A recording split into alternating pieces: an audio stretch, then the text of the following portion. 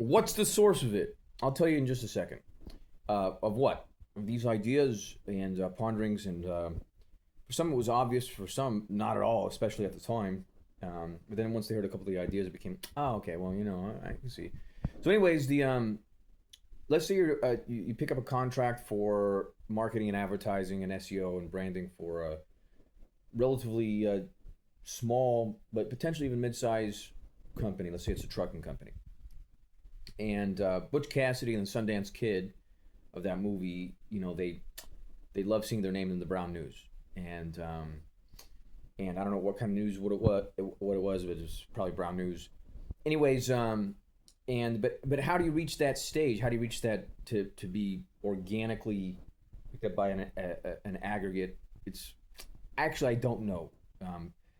There's PR sites, PR publishing sites, and that's what they do. They take a well-written article with links and things like that, and you submit articles, and and they display the articles on a network of sites, and it's kind of like pray and spray at that point. Sometimes larger aggregated news sites will pick up the content and link to it, and sometimes they don't.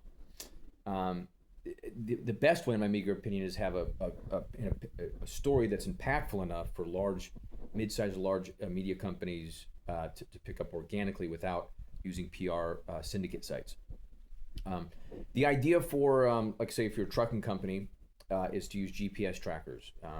Let's say if you're moving logs, some person named Brown that I used to know back in the day from selling books door to doors, his brother had this idea, and I knew some of the technology about how to implement, but once you know, then it's easy. But the trucking company would technically have little GPS trackers that track the truck's movements, both interstate and potentially nationwide.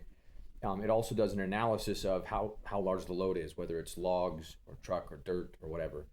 And the truckers themselves basically measure the amount of load that's in the trucks, or that can be done through sensors as well, just depending. And that those sensors can be automatically sent to weigh stations and also various other locations, just in case. So, for example, if you have a 1/3 load, if there's another small company that needs something transported, they would send a request on the online portal, and if the trucker is going along that route, they could pick up an extra couple $1,000 or a couple $100, just depending on the amount, along the way to maximize profits. So, anyways, that's automation anytime innovation, one could say. Until next time.